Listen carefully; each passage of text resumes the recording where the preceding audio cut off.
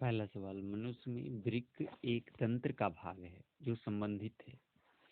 In humans the kidney is a part of his system which is related to, यानी मनुष्य में जो kidney है, वृक्क है, वह किस सिस्टम से संबंधित है? न्यूट्रिशनल सिस्टम से, रिस्पायरेशन सिस्टम से, इमिशन सिस्टम से या ट्रांसपोर्ट सिस्टम से? ये पूरा एक्सक्रीटरी सिस्टम है, यानी उत्सर्जन तंत्र, जिसमें यहाँ पर किडनी है, यहाँ पर यूरेटर है, यहाँ पर है ब्लैडर, यानी यहाँ हो गया किडनी, ये मूत्र मार्ग है, यह है मूत्र की थैली ब्लैडर है, और ये यूरेथ्रा है, मूत्र मार्ग है। यहाँ पर किडनी क्या करता है? ब्लड को छानता है और ब्लड में से अशुद्धियाँ निकालता है, और अशुद्धियों को इस नली के द्वारा, और जो भी एक्स्ट्रा पानी है उसके साथ इसमें जमा होते रहता है मूत्र के रूप में, और फिर ये इस रास्ते से बाहर चला जाता है शरीर के। तो human excretory system includes organs that facilitated the removal of nitrogenous waste from the body। हमारे शरीर से युक्त जो अशुद्धियां हैं उसको निकालने के लिए जो ऑर्गन्स इंक्लूड हैं उसे ह्यूमन एक्सक्रीटरी सिस्टम के अंतर्गत मानते हैं। जैसे कि द मेन एक्सक्रीटरी ऑर्गन, जो मुख्य उत्सर्जी अंग है, उसमें है किडनी, यूरेटर, यूरिनरी ब्लैडर और यूरेथ्रा है। यानी किडनी जो क्या है, उत्सर्जन तंत्र का ही एक अंग है। तो सही आंसर क्या हो जाएगा? एक्सक्रीटरी सिस्टम, या कह सकते हैं उत्सर्जन तंत्र। सही ऑप्शन हो जाएगा ऑप्शन सी। अगला सवाल है, सिंगल बॉन्ड CHO अभिक्रिया मूलक को क्या कहते हैं? यानी सिंगल बॉन्ड CHO ये क्या है? एल्डिहाइड है, अल्कोहल है, कीटोन है, इनमें से कोई नहीं। यहाँ पर देखते हैं, अगर कार्बन की कोई एक चेन हो, एक कार्बन की चेन हो, उसके साथ कार्बन जुड़ा हो, इस कार्बन के साथ ऑक्सीजन जुड़ा हो, और इस कार्बन के साथ एक हाइड्रोजन जुड़ा हो, अगर ऐसा है तो इसे क्या कहते हैं? अल्डिहाइड कहते हैं। यहाँ पर देख सकते हैं, एक कार्बन की चेन है, उसके साथ एक कार्बन जुड़ा हुआ है, इस कार्बन के साथ एक ऑक्सीजन जुड़ा है और एक हाइड्रोजन जुड़ा है। अगला सवाल है, विकासीय दृष्टिकोण से हमारी किससे अधिक समानता है? What do we have more in common with from a development point of view? यानी जिस तरह से हमारा विकास हुआ है, उस विकास के पॉइंट ऑफ व्यू से हम किससे समानता रखते हैं? कौन हमारे जैसा है? चीन का विद्यार्थी है, या चिंपैंजी है, या मकड़ी है, या बैक्टीरिया है? तो अगर हम विकास के दृष्टिकोण से बात करें तो हमारी सबसे ज़्यादा समानता है चिंपैंजी के साथ। यानी जिस तरह से हमारा ब्रेन का विकास हुआ है, उसी तरह से चिंपैंजी के ब्रेन का भी विकास हुआ है, और देखने में भी चिंपैंजी भी मनुष्य के जैसा ही लगता है। तो अगर विकासीय दृष्टिकोण से बात करें तो हम चिंपैंजी के समान हैं। अगला सवाल है, परागकोश में होते हैं, एंथर में क्या होता है?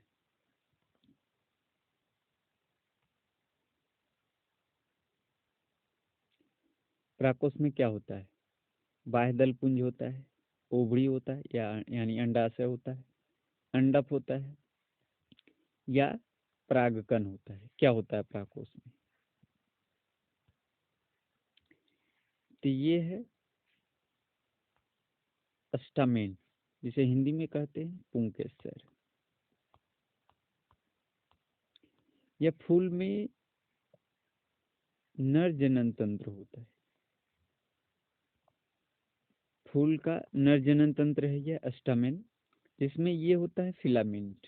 ये लकड़ी जैसा जो दिख रहा है ये क्या है? फिलामेंट है। उसके ऊपर होता है ये एंथर यानी परागकोश। ये क्या है? परागकोश है। परागकोश के अंदर होता है पोलेन ग्रेन यानी परागकण होता है। यानी देख सकते हैं कि परागकोश के अंदर ये क्या है? परागकण है। तो सही आंसर क्या हो जाएगा कि परागकोश के अंदर क्या होता है? परागकोश के अंदर होता है परागकण, यानी ऑप्शन डी। पुंकेसर यानी अस्टामिन। पुंकेसर पौधे का नर प्रजनन अंग होता है। जैसे कि मेल में होता है नर प्रजनन अंग, उसी तरह से ह्यूमन में होता है मेल और फीमेल प्रजनन अंग। उसी तरह से एक फूल के अंदर भी मेल और फीमेल प्रजनन अंग होता है, जिसमें पुंकेसर जो है यह नर प्रजनन अंग है। ये पंखुड़ियों के छल्ले के भीतर उपस्थित होते हैं और फूले हुए ऊपरी हिस्सों के साथ इनमें थोड़ी डंठल होती है। पुंकेसर दो हिस्सों से बना होता है। पुंकेसर में दो हिस्सा होता है, एक को कहते हैं पराकोश एंथर और दूसरे को कहते हैं तंतु यानी फिलामेंट।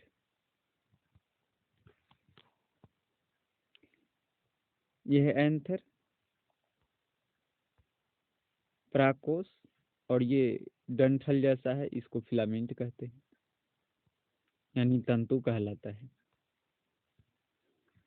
अगला सवाल है, कोई विलयन लाल लिटमस को नीला कर देता है, उसका पीएच क्या होगा?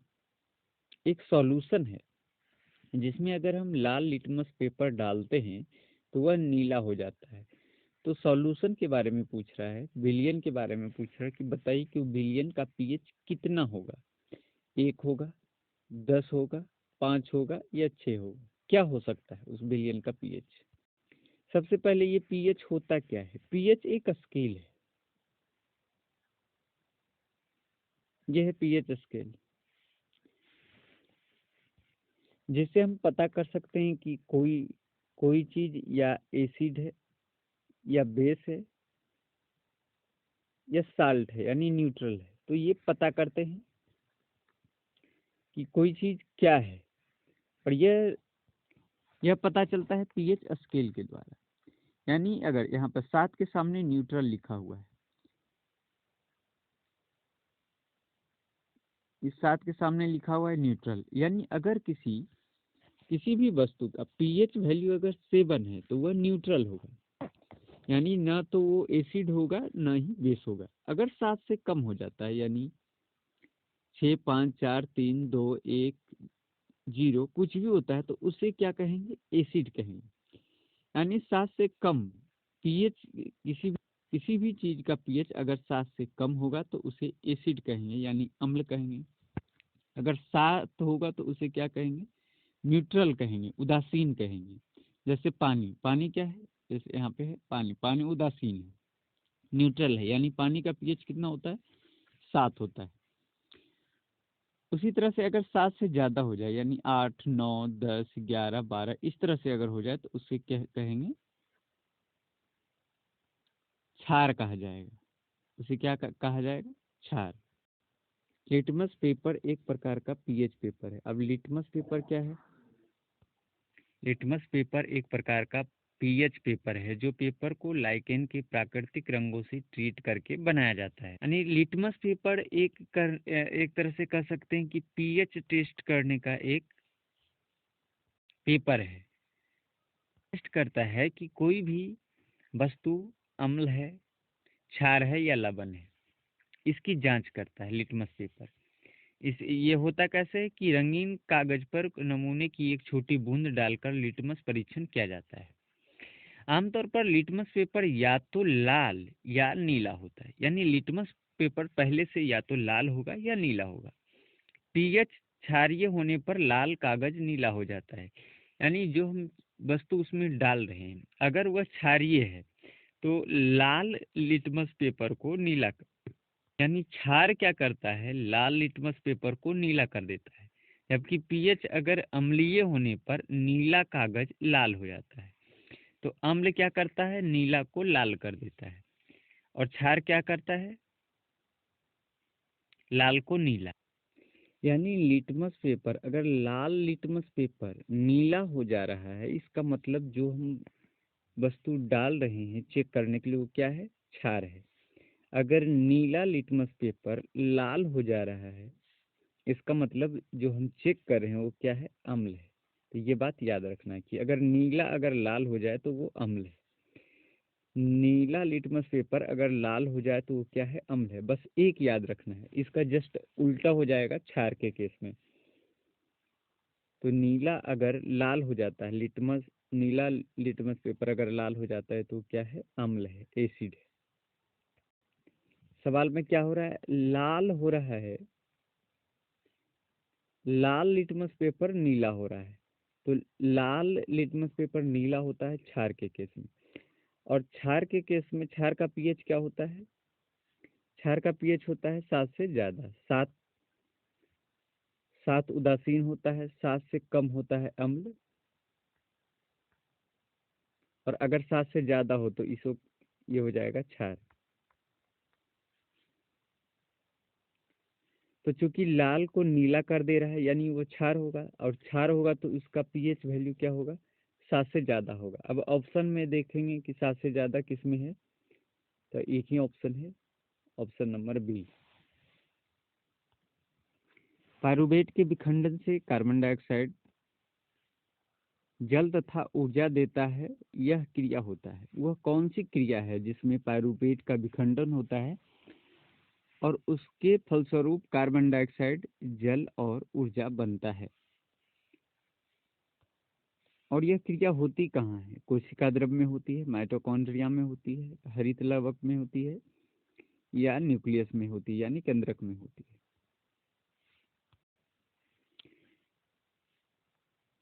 The breakdown of pyruvate in order to generate carbon dioxide, water, and energy in the presence of oxygen is known as aerobic respiration। यानी पायरुवेट का टूटकर कार्बन डाइऑक्साइड, जल और एनर्जी देना ऑक्सीजन के प्रेजेंस में, इस पूरे प्रोसेस को कहते हैं एरोबिक रिस्पायरेशन यानी वायवीय श्वसन। यानी ऑक्सीजन के प्रेजेंस में, ऑक्सीजन की उपस्थिति में जब श्वसन होता है तो उसको कहते हैं एरोबिक रिस्पायरेशन। और इसमें क्या होता है, पायरुवेट टूटता है, कार्बन डाइऑक्साइड, जल और एनर्जी देता है यानी ऊर्जा प्रदान करता है। एरोबिक रिस्पायरेशन और सेलुलर रिस्पायरेशन, यानी वायवीय श्वसन को सेलुलर रिस्पायरेशन भी कहते हैं यानी कोशीय श्वसन भी कहा जाता है। Refers to the biochemical pathway by which cell releases energy from the chemical bond of food molecules and provide that energy to the essential process of life। इसमें क्या होता है, बायोकेमिकल पाथवे के द्वारा सेल की मदद से एनर्जी रिलीज होता है, बॉन्ड्स टूटते हैं और एनर्जी मुक्त होती है।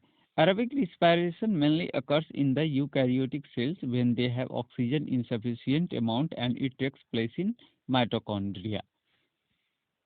तो हमारा सवाल यही था कि कहाँ पे ये होता है, तो ये होता है माइटोकॉन्ड्रिया में। तो सही आंसर क्या है, माइटोकॉन्ड्रिया में, ऑप्शन ए।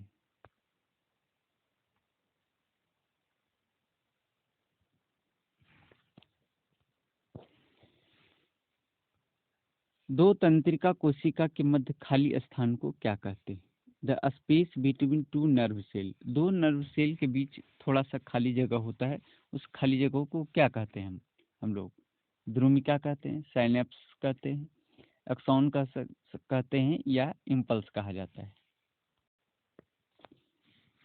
ये क्या है, एक नर्व सेल है, यह एक नर्व सेल है, यह भी एक नर्व सेल है। दोनों के बीच यहाँ पे ये खाली जगह है, थोड़ा सा यहाँ पे खाली जगह दिख रहा है, उसको क्या कहते हैं, साइनेप्स कहा जाता है। तो सबसे पहले नर्व सेल के बारे में देखते हैं। nerve cell.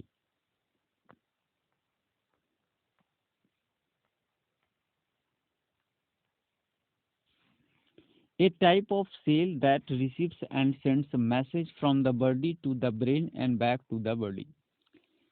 नर्व सेल क्या है? एक प्रकार का कोशिका है जो कि रिसीव करता है और भेजता है मैसेज। नर्व सेल का काम मैसेज भेजना और रिसीव करना है। किसको भेजता है और कहाँ से रिसीव करता है? From the body to the brain and back to the body. Body से शरीर के किसी भी अंग में अगर कोई प्रॉब्लम है, अगर कोई इंफॉर्मेशन है, उसको ब्रेन में यानी मस्तिष्क में भेजना, और मस्तिष्क के पास अगर कोई इंफॉर्मेशन है उसको रिसीव करके वापस उस अंग में भेजना, यही काम है नर्व सेल का। The message are sent by a weak electrical current. एक बहुत ही कमजोर इलेक्ट्रिकल करंट के द्वारा इस मैसेज को भेजा जाता है, और यह जो कहलाता है क्या? न्यूरॉन। इसे न्यूरॉन कहते हैं। The term synapse refers to the place where the terminal branches of one neutron's axon connects to the another neutron's dendrite. ये वैसा जगह है जहाँ पर ये है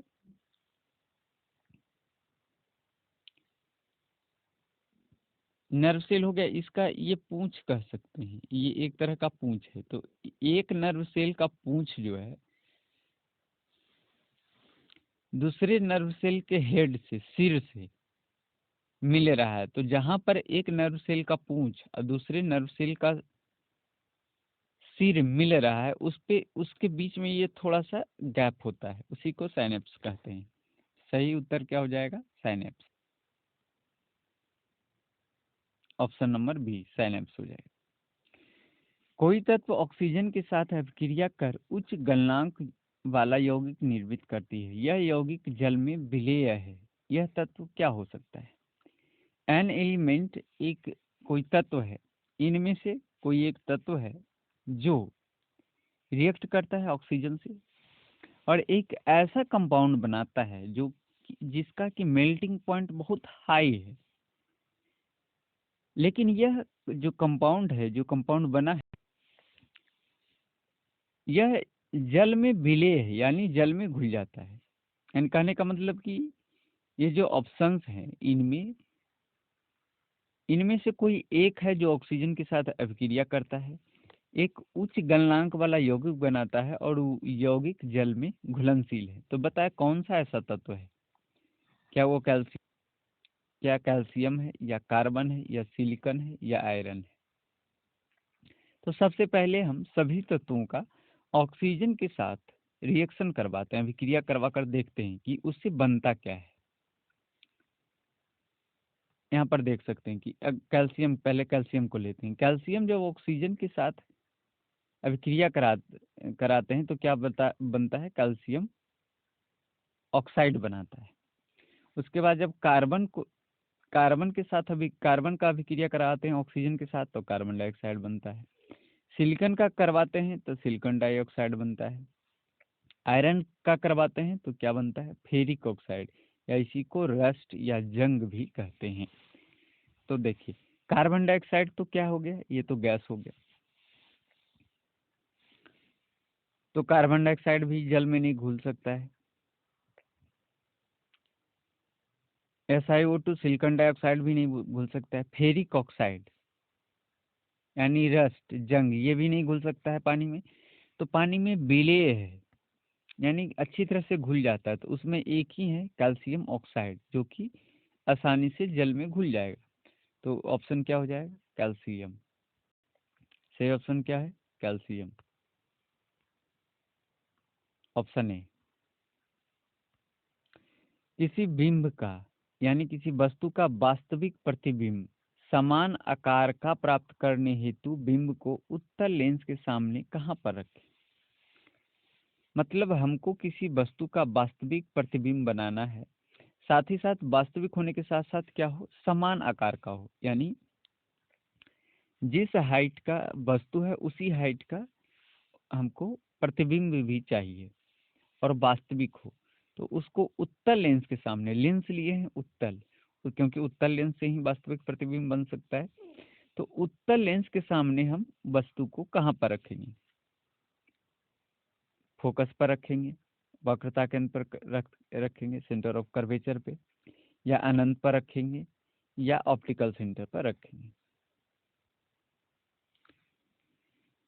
अब इस डायग्राम में देखते हैं।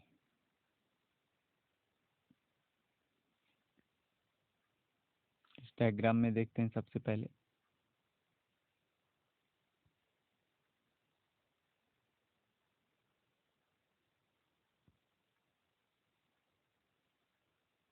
इसमें क्या है? ये उत्तल लेंस है, उसके सामने ये फोकस है, ये 2f है। 2f है यानी सेंटर ऑफ कर्वेचर कर सकते हैं, वक्रता त्रिज्या। यहाँ पे वस्तु को रखें, एबी वस्तु को, इसका वास्तविक इमेज बना है यहाँ 2f पर, एट 2f। रियल है, इन्वर्टेड है। इमेज कहाँ, वस्तु कहाँ है? 2f पर। वस्तु कहाँ है? 2f पर। इमेज कहाँ बना है? 2f पर। कैसा है? रियल है, इन्वर्टेड है एंड सेम साइज। 2f का मतलब क्या हो गया? आर।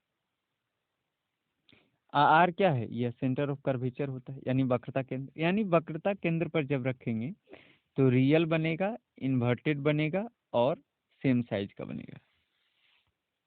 यानी क्या हो जाएगा? वक्रता केंद्र, centre of curvature, option B. मानव का प्रमुख उत्सर्जी अंग निम्नांकित में से कौन है? क्या रक्त है, या वृक्क है, या अग्नाशय है, या श्वेत ग्रंथि है? यानी ब्लड है, या किडनी है, यानी पैनक्रियाज है, या स्वेट ग्लैंड है? प्रमुख उत्सर्जी अंग क्या है? Major excretory organ.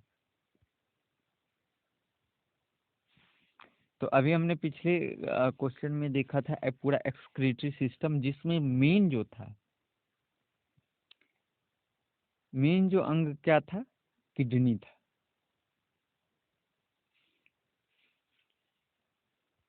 किडनी यानी वृक्क हो जाएगा। तो ऑप्शन क्या हो जाएगा? ऑप्शन बी हो जाएगा। निम्न में से कौन पिट्यूटरी ग्रंथि से स्रावित होने वाला हार्मोन है? नीचे जो हार्मोन का नाम दिया हुआ है, इसमें कौन पिट्यूटरी यानी पीयूष ग्रंथि से स्रावित होता है? थायरोक्सिन है, वृद्धि हार्मोन है, एंड्रोजन है, या इंसुलिन है? कौन स्रावित होता है? अब हम लोग देखते हैं पीयूष ग्रंथि से निकलने वाले हार्मोन और उनके कार्य। तो पीयूष ग्रंथि से कौन कौन सा हार्मोन निकलता है? एक निकलता है ACTH हार्मोन, यानी एड्रीनोकॉन्ट्रियोकॉट्रोपिक हार्मोन। एक होता है ADH hormone, anti diuretic hormone. दूसरा है एंटी डायूरेटिक हार्मोन, यानी ADH हार्मोन निकलता है। तीसरा निकलता है FSH हार्मोन, यानी फॉलिकल स्टिमुलेटिंग हार्मोन। चौथा निकलता है GTH हार्मोन, यानी गोनाडोट्रोपिक हार्मोन। पांचवा निकलता है LH, यानी ल्यूटिनेटिंग हार्मोन। छठा निकलता है LTH हार्मोन, यानी लैक्टोजेनिक हार्मोन, जिसको कि दुग्धजनक हार्मोन भी कहते हैं। तो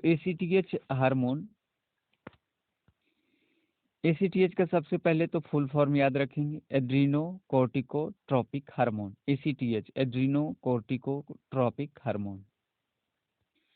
दूसरा है ADH एंटी डायूरेटिक हार्मोन। तीसरा है FSH फोलिकल स्टिमुलेटिंग हार्मोन। चौथा है GTH गोनाड्रोपिक हार्मोन। फिर है LH ल्यूटिनेटिंग हार्मोन। फिर होता है LTH लैक्टोजेनिक हार्मोन। सभी हार्मोन्स के अलग अलग कार्य हैं, इसमें पढ़ सकते हैं किस हार्मोन का क्या कार्य है। तो पीयूष ग्रंथि से निकलने वाला इनमें से कौन हो? तो ACTH ADH ये सारे पीयूष ग्रंथि से। इनमें से ऑप्शन में कौन सा है? कुछ और हार्मोन के बारे में देख सकते हैं कि पिलियन ग्लैंड, किस ग्लैंड से कौन कौन सा हार्मोन निकलता है? जैसे हाइपोथैलेमस में है TRH CRH GHRH, dopamine, somatostatin, vasopressin. इसी तरह से पिट्यूटरी ग्लैंड से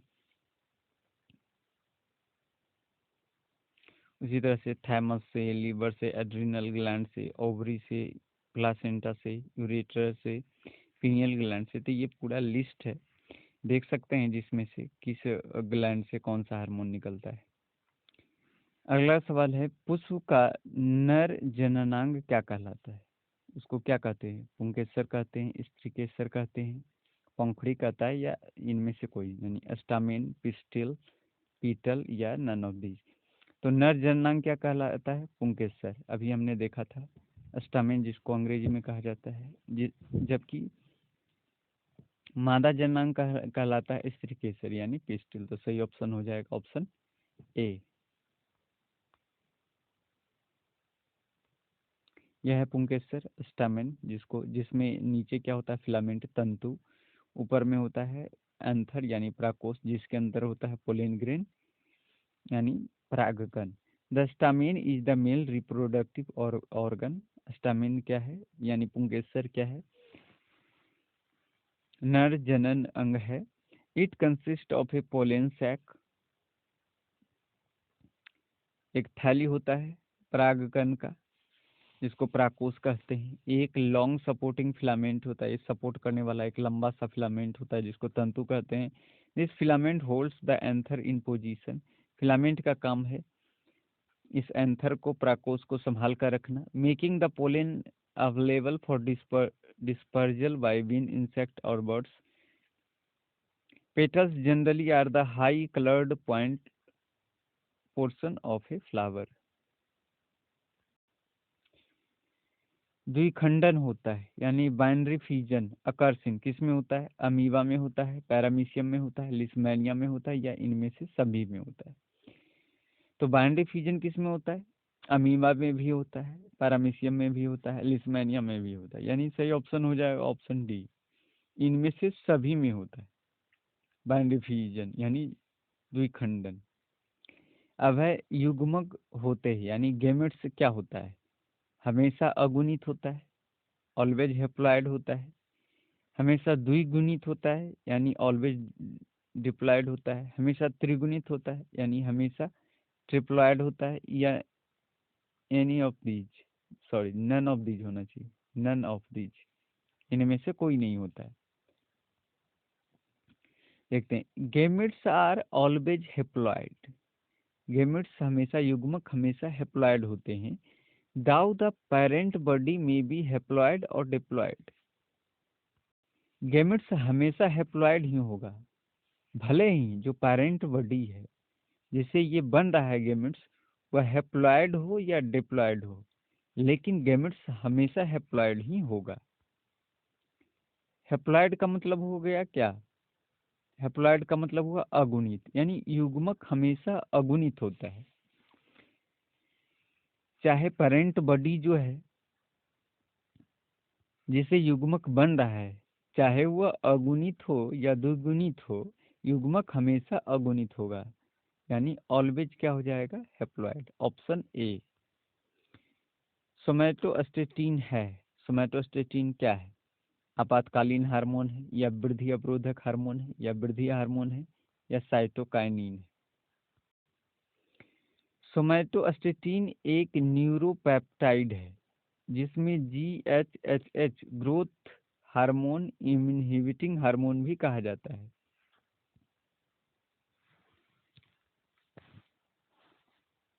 यह ग्लूकागन और इंसुलिन जैसे कई माध्यमिक हार्मोन पर विभिन्न शारीरिक कार्यों और अवरोधक क्रियाओं को नियंत्रित करता है।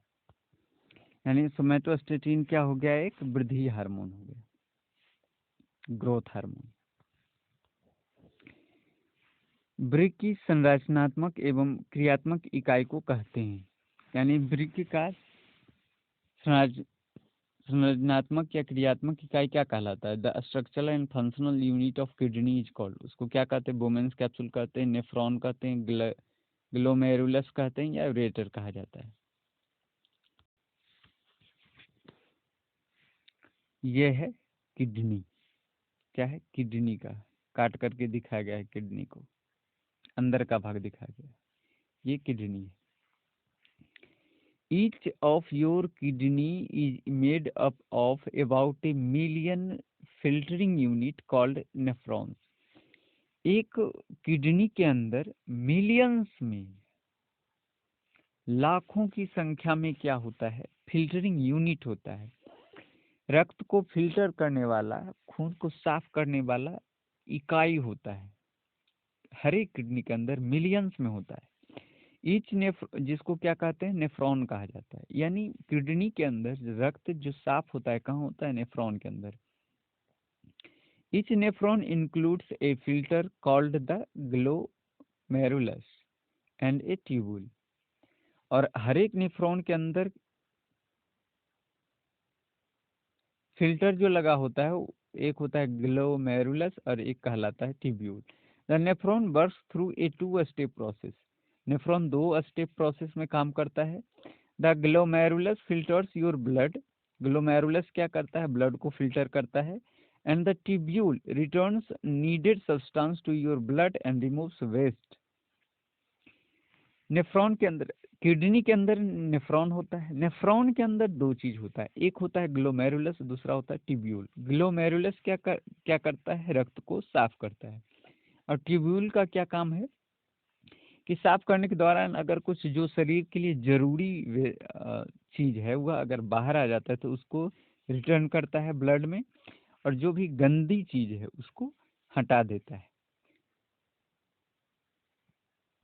यानी जो मेन काम कर रहा है किडनी के अंदर, वो कौन कर रहा है, नेफ्रॉन कर रहा है।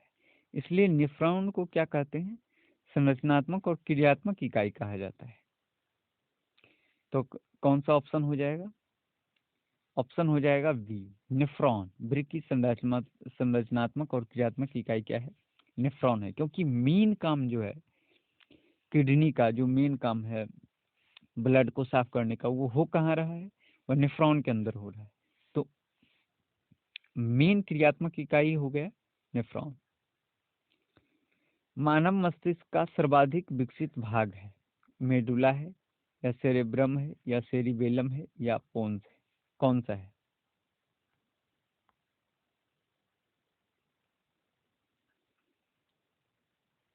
Cerebrum is the most developed part of the brain, कौन सा है, हमारे मस्तिष्क का सबसे विकसित भाग है cerebrum. It is the most prominent portion of the forebrain, या अग्र मस्तिष्क का भाग है एक। Forms the major part of the brain, brain का अधिकांश भाग जो है वो फोर ब्रेन से बना है, और उसी फोर ब्रेन का मेन पोर्शन होता है सेरिब्रम। तो मानव मस्तिष्क का सबसे विकसित भाग क्या हो गया, सेरिब्रम। ऑप्शन सी हो जाएगा। मूत्र की सांद्रता किस पर निर्भर करती है, concentration of urine depends upon melatonin पर, एडीएच पर, थायरोक्सिन पर या वेसोप्रेसिन पे, किस पर निर्भर करता है। सबसे पहले बात करते हैं मूत्र का। मूत्र किससे बना होता है। Human urine is composed primarily of water 95%, the rest is urea 2%, creatinine 0.1%, uric acid 0.03%, chloride, sodium, potassium, sulfate, ammonium, phosphate and other ions and molecules is lesser amount. Protein is only found in the traces, थोड़ा सा protein एकदम traces में पाया जाता है, compared to their values in blood plasma. तो सवाल अगर सवाल यह है कि सबसे ज्यादा अगर ह्यूमन यूरिन में, मानव मूत्र में पाया जाता है तो क्या पाया जाता है, तो आंसर होगा वाटर, क्योंकि 95% वाटर होता है। The rest is 2%, the rest में 2% यूरिया होता है। दूसरा कह सकते हैं, दूसरा होता है यूरिया, क्योंकि 2% होता है। सवाल ये अगर हो कि मानव मूत्र में सबसे ज्यादा क्या है, तो वो वाटर होगा, क्योंकि 95% होता है। सेकंड लास्ट हो गया यूरिया, क्योंकि 2% होता है। साथ ही साथ इसमें एक क्या पाया जाता है, एडीएच पाया जाता है, एंटी डायूरेटिक हार्मोन। तो सही ऑप्शन क्या हो जाएगा, एडीएच। ऑप्शन कौन सा हो जाएगा, option B, ADH, anti diuretic hormone.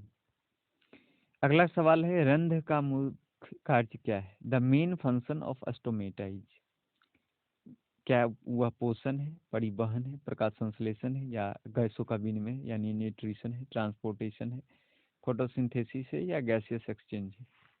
रंध्र का मुख्य कार्य क्या है? सबसे पहले देखते हैं कि रंध्र है क्या।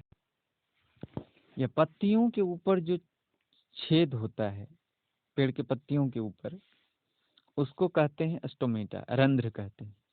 यह जरूरत के अनुसार खुलता है और बंद होता है, ओपन क्लोज होता रहता है। तो its primary function is to exchange the gases by closing and opening the pores in the lips. तो जो छेद के अंदर ये पाया जाता है स्टोमेटा। स्टोमेटा छेद के अंदर पाया जाता है, जिसके खुलने और बंद होने से पत्ती के ऊपर जो छेद होता है वो खुलता है या बंद होता है। तो इसका प्राइमरी फंक्शन है क्या है? एक्सचेंज द गैसेज, गैसों का विनिमय, गैसों का आदान प्रदान। तो सही ऑप्शन क्या हो जाएगा? सही हो सही ऑप्शन हो जाएगा गैसों का विनिमय, यानी gaseous exchange, option number D.